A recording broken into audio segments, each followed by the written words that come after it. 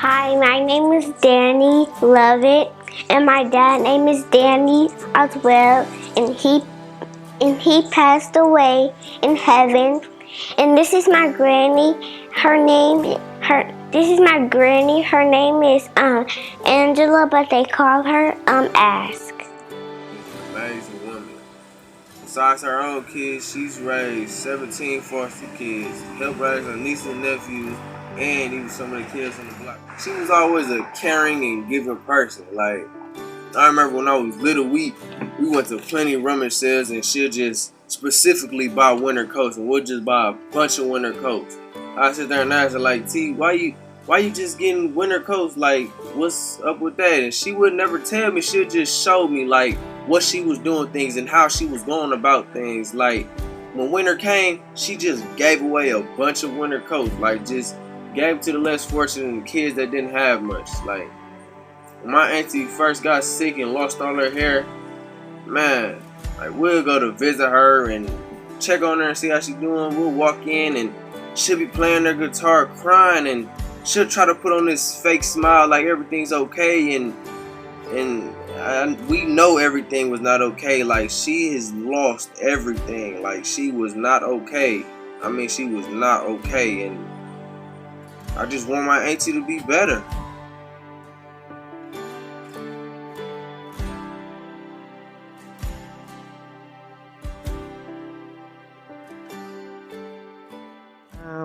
My name is Angela Cherie Kennedy. Um, I was married Angela Cherie Lovett, but I was born Angela Cherie Kennedy. My initials actually spell Ask, and I always like to tell people that that is because I am one of God's, well, actually, I'm his favorite kid. Because Ask was always there. He was actually the one that asked the first question. He said, Adam, where art thou? So that's a little joke I kind of like to tell everybody when it comes to my name. I think it's kind of awesome. The title of my book is called Just Ask. And I titled that basically because I am just Angela Cherie Kennedy. So I'm Just Ask. And if you want to know anything, just ask. Dr. Juan M. Kennedy. Right. Dr. Juan M. Kennedy, how do you know me? You my doggone sister. That's how I know you. You're a good sister. I seen the spiritual side of you that has come out, and it's a very powerful side. I see a lot of positivity that then came, but I've also seen the hurtness that you bear still now and bear in the past. Well, my book, it starts out with me just explaining who I am, what inspired me to write the book. It's about the gain through pain. It's about the tears that I cried. I'm very transparent in the book.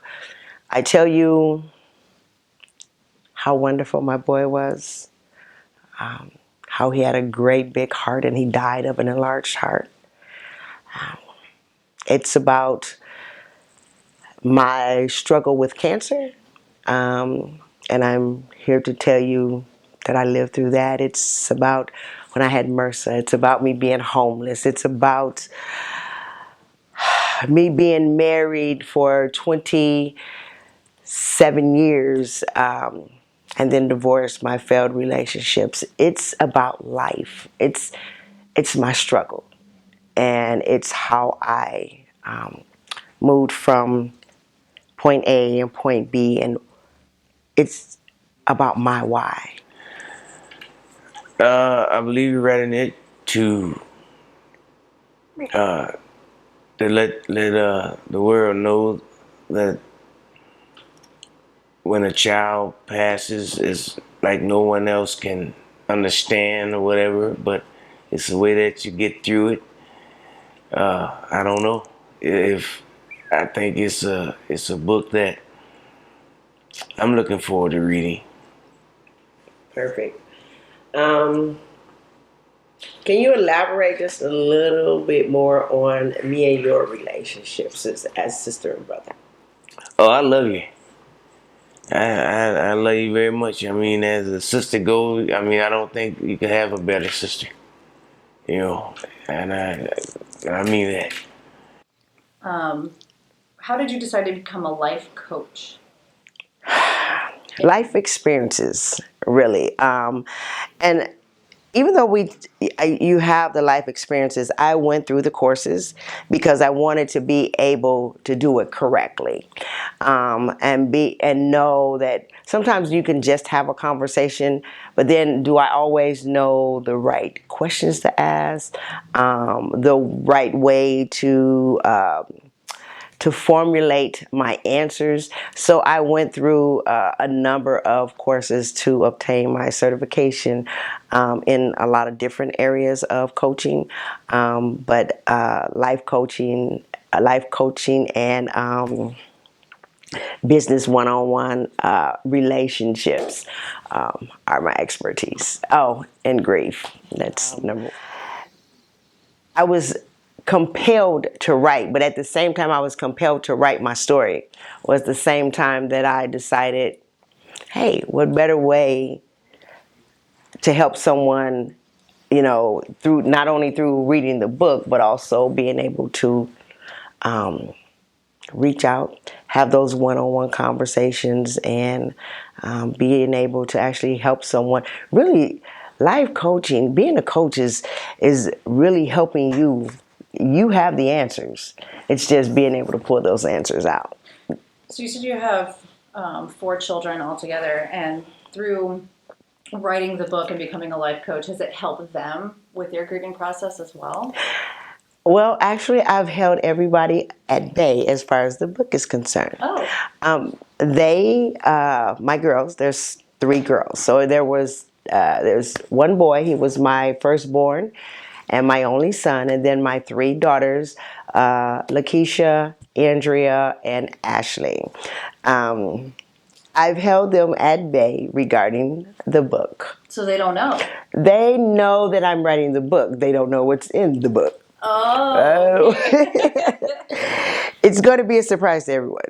All right. So who's your target audience with the book? Really, the target audience is anybody that has gone through a loss, whatever that loss may be. Anyone that towards the end of the book, I talk about how to put one foot in front of the other. So it's transformational. There are those pivotal points in the book, and especially towards the end, that I give you ways, or I give you kind of an outline of how to move forward. So it's really geared towards anyone with loss. It's geared towards people in relationships that if you don't want to be there, you really don't have to be there. Don't be conformed to the box. Just moving ahead and living life and loving life, understanding who you are and that you have a purpose. So anyone that has loved life, or anyone that has been through depression and wants to know. So it's really, I say it's for the world. Warren Kirkendall. Warren Kirkendall. And Warren, how do I know you? How do you know me? Well, I met you through your brother. In some years back that I met you through your brother. You were energetic, and you kind of. So I met you through your brother. And I was kind of what? Go ahead. I want you to elaborate. He was kind of aggressive, and we talked and we laughed and that was that, So I know that when Danny passed, you really were going through something, and it seemed like you felt kind of alone, but you didn't. Even though somebody was trying to embrace you, you were like pushing back, because I guess it was at you didn't know how to deal with it, and wasn't accepting anybody else's input. So take me back to that place, that moment when the world opened up and that sky fell for you. Walk me through what that was like.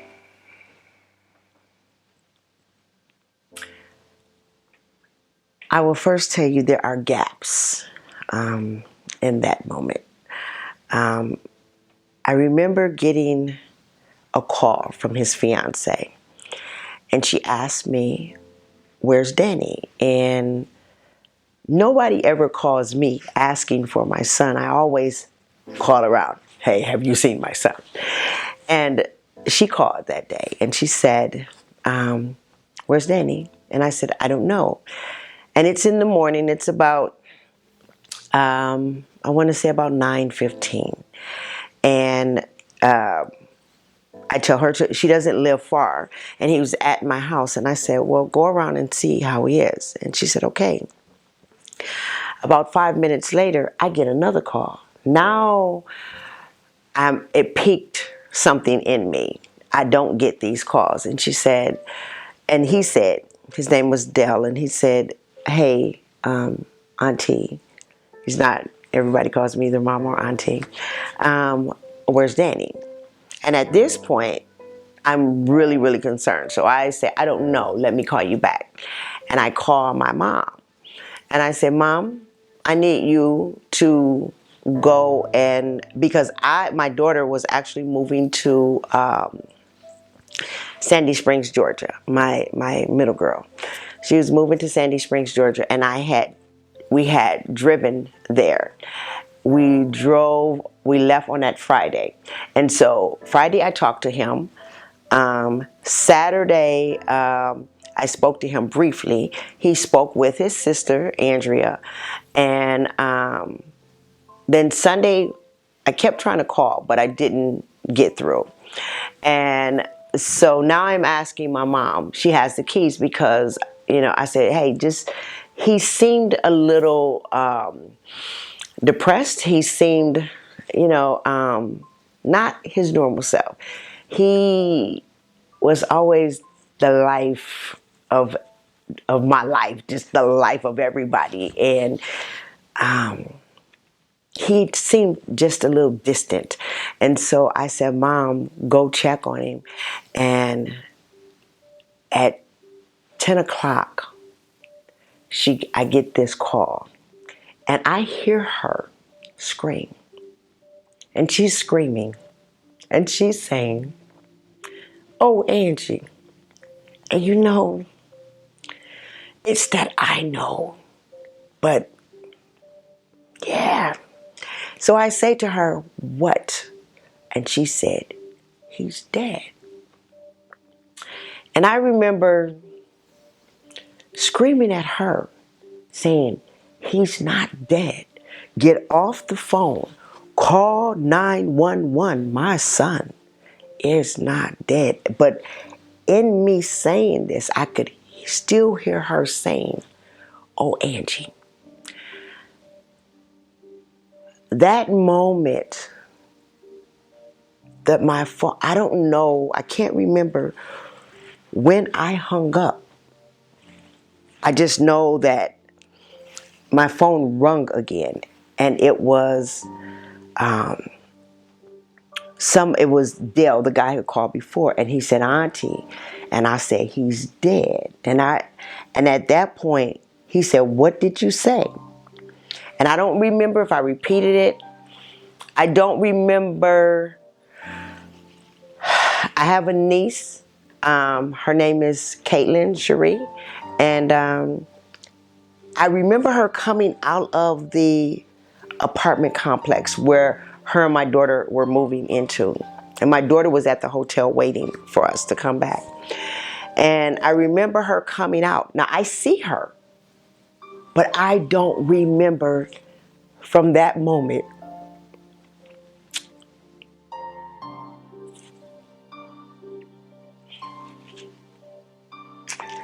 I searched a lot. I don't remember calling the airlines.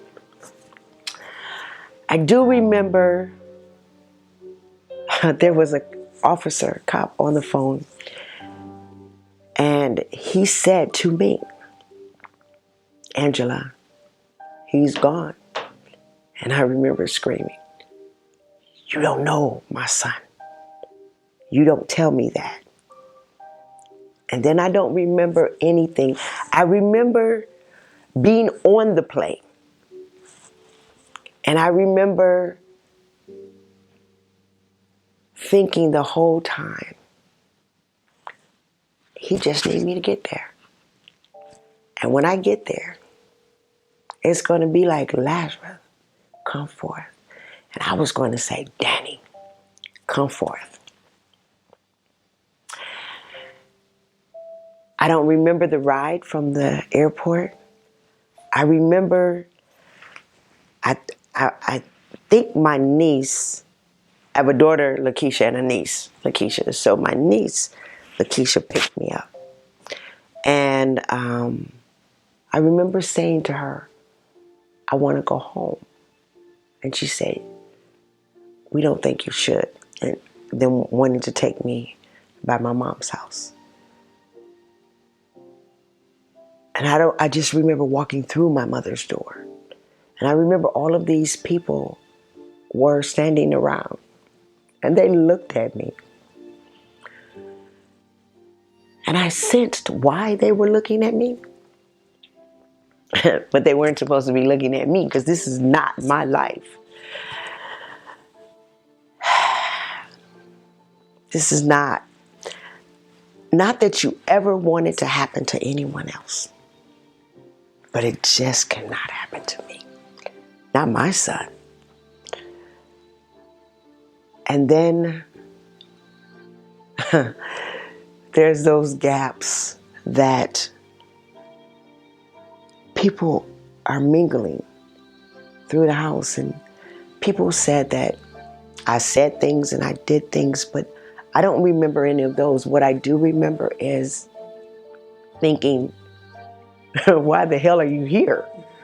Like, you're asking me about an obituary, writing an obituary. You're talking as if my son is not going to get up. At any moment, everyone has to understand I am dreaming. I am in control of my dream, and I'm going to wake up, and this is not going to be true. And I never woke up from that because it's true. And that's the day. The day that I got the call was the day that my world turned inside out. And then the day that I put my son in the ground, knowing that he would never get up, was really, really the most painstaking thing I've ever had to experience. Cancer didn't do it. MRSA didn't do it. Being homeless didn't do it. You lose loved ones all the time, but when you lose a child, it felt like when they were lowering him into the ground that the umbilical cord was still attached, and there was a tug. And other than that, things are a blur. Like, I know he's gone, but there's those moments, and I say that those are those moments that God still protects me, that I'm not ready yet to experience those moments. But that was the day that my world turned inside out. When he was born, the Bible says you dedicate your firstborn son back. And so I dedicated him back, and I remember saying, God, never let the devil take his life, and never let him die in the streets. And he died on my couch, and he prayed more than me. And so for that, I'm grateful. because I grieve now, but I don't grieve as if there's no hope. I grieve with hope. But yeah, my world is different. My journey is not the same. Life as I knew it, it's not the same because he's never coming back. So it's my job to live the best life I can and to help someone else so I can see him again. Losing my son was one of the most horrific things that could have ever happened to me in life. It had nothing to do with, the times that I was sick, the times that, I had MRSA, I've had cancer, I've been through some things in my life. I've lost loved ones before, but nothing is as traumatic to me as the loss of my son. So after a couple years of trying to really commit suicide, I sat down one day and I had a conversation with God, and that conversation ended up with God telling me that I yet had purpose. And so my purpose is to be able to help someone else and let you know that, in spite of your loss, the fact that you lose a loved one, there is life after death. And I'm not talking about the life of eternity. I'm talking about life after death here. That's one of those things I really became intentional in everything that I do, in my walk, in my experiences in life. I create those because I've decided that my son Danny was worth it. And so one of the things that I tell everyone when they ask me why I do what I do, and I tell them I do it because I breathe the breath that my son no longer can. He is my why. Without him, I couldn't do this. And so I'm very transparent. If you ask me a question, I'll tell it to you. I believe that a lot of times in life we go through things because sometimes people just don't want to tell the truth, or they don't want to tell you how they get through certain things. They want you to believe that it's all good. But I'm going to let you know that it's not all good. I still have tantrums. I still go through. But in my going through, I don't grieve as if there's no hope, because I know my hope is in Jesus. And I know that one day I'll see my son soon. So I brought him some flowers. Just to place on his grave. And like I said, I know that he's not here. But every now and then, like today is pretty cold, but every now and then I like to just come out and sit and talk to him, or talk to the grave, or it just gives me comfort sometimes. Just let him know, like, hey, baby, mama's doing this for you. I let you know that he is truly missed and I love him, and yeah, that's it. So sometimes, I really take, didn't mean to do that, but kind of spread them out, you will ever know, unless you're a mother or a father who've lost a child. We lose loved ones all the time. And I hurt when I lost my father, both of them. I hurt when I lost my grandparents, my uncles and my aunts. But the loss of my child, now that hurts. But I'm still here. I'm still here. And I will continue to breathe the breath that my baby came. He is my why. He is my purpose. I learned to eat healthy. I exercise. All of those things because of that boy that lays in that grave is dependent on me to let somebody else know, Mama, you got this. Peace. But I see you got past that because you didn't need people You found who you really needed. You took God. And that's who helped you really get over this hurdle that you was in. Because, I mean, I see a whole different person right now. I see a different Angela. And it's all good. It's all good. One day someone asked me, if you could bring anyone back, would you? And I said, I thought about it. And I said, no. And she said, why not? Wouldn't you bring your son back? And it was that day that I realized that I accepted his death. And I said to her, with all the cruelty in this world, he ran his race and he finished his course and he ran well. And I would not bring him back because that would be selfish.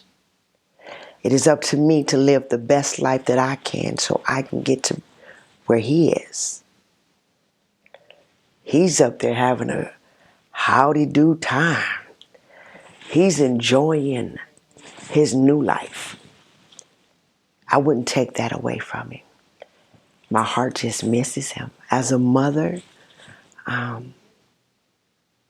that is not the grand scheme of things. That's not the order that it is supposed to be. As a mother, yes, he was my son. He is my son. And I will always miss him. And my heart, I still have temper tantrums. My heart will always ache. But,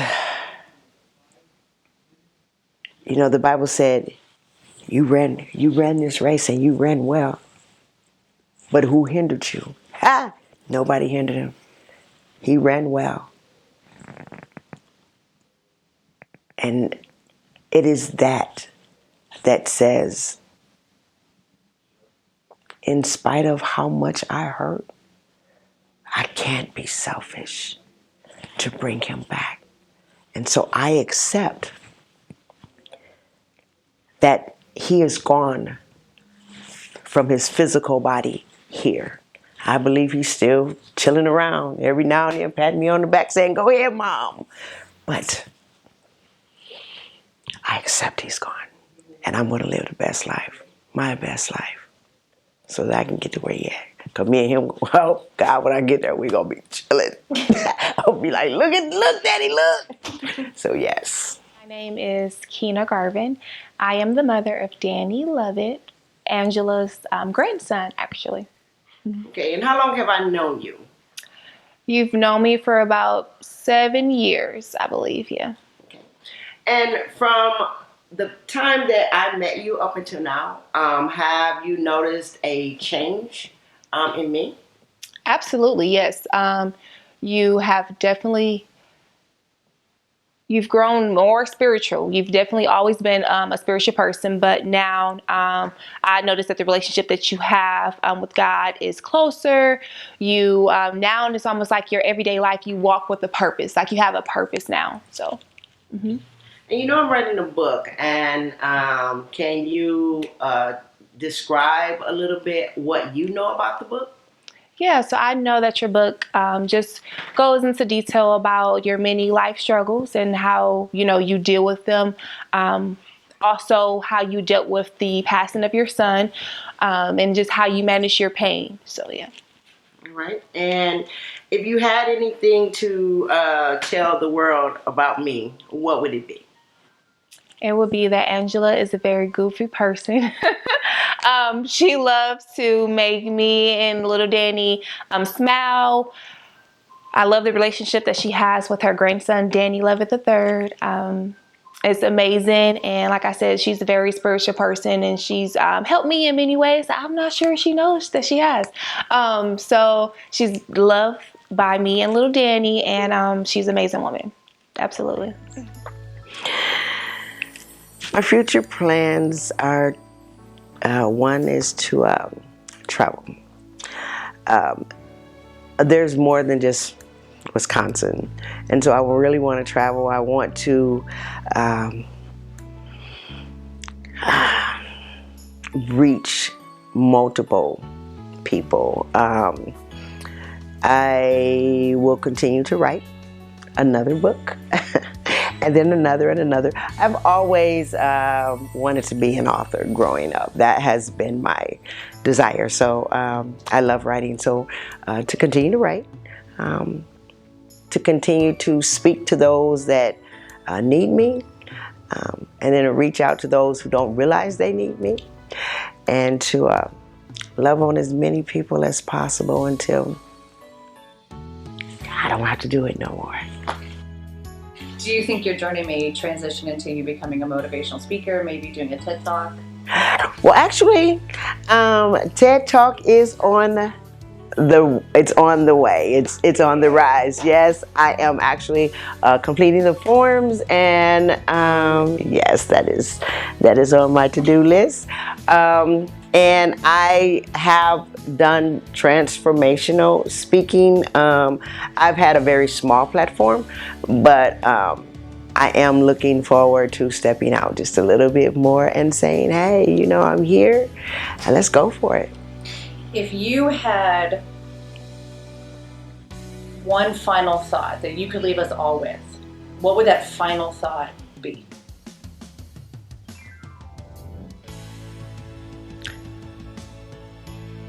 Believe in yourself. Trust the process. Never ever give up. No matter how hard life seems. Put one foot in front of the other. Figure out what your why is and just do it. Just do it. Is first. And it has come to a point that I have allowed myself to say that I breathe the breath that my son no longer can. I am here not because I choose to be here, but because my son, I wanted to make sure that who he was, his legacy never died. And so he's made this moment, this time possible. And I want you to know that there's a lot of parents out there who have lost their child, their children, and it's hard. But I want you to know that, man, you can make it. And there's always going to be those days where you'll want to give up, but don't. Because it doesn't matter where you are in life or what it is that you're doing. You're still here for a reason. Not only have I wrote my first book, Just Ask, but I am a transformational speaker because I am here to transform your life, to let you know that it's always a beautiful day. I'm a life coach. I'm an author. I'm a mother. I'm a friend. I am every woman. And so through my pain came great gain. And that gain is I'm only here, I believe, continuously because I still have work to do. And it's one of those things that I can't go home. I can't see God in peace until I complete what it is that God has for me. My son completed his journey. And so as I embark up on my new journey, I encourage you to come with me. I encourage you to follow me. If you have any questions, I encourage you to ask each and every one of them. Keep them nice. And yeah, I'm here. Let's do it. Let's go for it. And just ask. It's a beautiful day. I love you, Dad. We love you, Danny.